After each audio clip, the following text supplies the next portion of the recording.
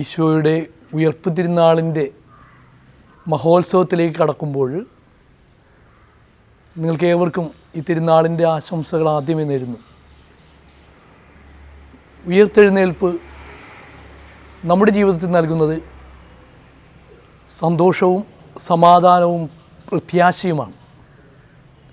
പാപത്തെയും മരണത്തെയും ദൈവിക പദ്ധതി പൂർത്തിയായതിൻ്റെയും ആഘോഷമാണ് ഈശോയുടെ ഈ ഉയർപ്പ് തിരുനാൾ നമ്മെ ഓർമ്മിപ്പിക്കുക. എന്തുകൊണ്ടാണ് ഈ മഹോത്സവം നമുക്ക് പ്രത്യാശ നൽകുന്നത്? ഈ ലോക ജീവിതത്തിൽ സങ്കടവും രോഗവും ദുരിതവും മരണവും കടന്നുപോയ നിത്യമായ സൗഖ്യം നമുക്കുണ്ടാകുമെന്നുള്ള ഓർമ്മപ്പെടുത്തൽ, മരണത്തെ ജയിച്ചുകൊണ്ട് നിത്യജീവനിലേക്ക് കടക്കുവാനായിട്ട് നമുക്ക് സാധിക്കുമെന്ന് ദൈവപുത്രൻ നമ്മെ ഓർമ്മപ്പെടുത്തുന്നു.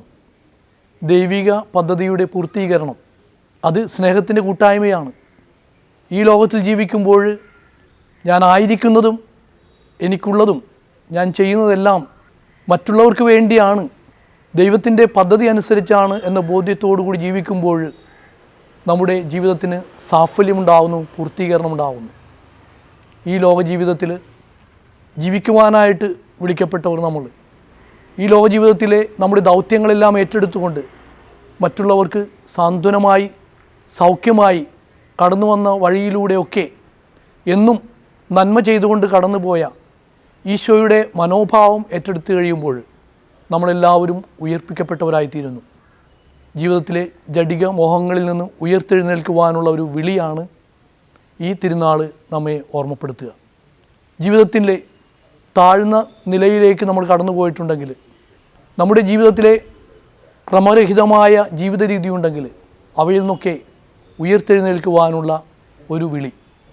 ജീവിതയാത്രയിൽ നമ്മെ തടസ്സപ്പെടുത്തുന്ന ചങ്ങലകളുണ്ടെങ്കിൽ അത് ദുഃഖത്തിൻ്റേതാവാം, നിരാശയുടേതാവാം, മരണത്തിൻ്റേതാവാം, അനാവശ്യമായ സ്നേഹബന്ധങ്ങളുടേതാവാം. അങ്ങനെയുള്ള കടപ്പാടുകൾ ബന്ധനങ്ങളായി തീർന്നിട്ടുണ്ടെങ്കിൽ അവയൊക്കെ വിട്ട് പുതിയ ഒരു ജീവിതത്തിലേക്ക് ഉയർത്തെഴുന്നേൽക്കുവാനുള്ള വലിയ ചൈതന്യം ഈ ഉയർപ്പ് തിരുനാളിൽ നമ്മൾക്കേവർക്കും ഉണ്ടാകട്ടെ എന്ന് ആശംസിക്കുന്നു. നിങ്ങൾക്കേവർക്കും ഉത്തിതനായ ഈശോയുടെ ഉയർപ്പ് ആഘോഷിക്കുവാനുള്ള ഈ ദിവസം എന്നും അത് ജീവിതത്തിൽ മാറ്റത്തിൻ്റെ ശങ്കുലിയായി മാറട്ടെ എന്ന് ആശംസിക്കുന്നു. ഒരിക്കൽ കൂടി എല്ലാവർക്കും ഈസ്റ്ററിൻ്റെ എല്ലാവിധ മംഗളങ്ങളും നേരുന്നു.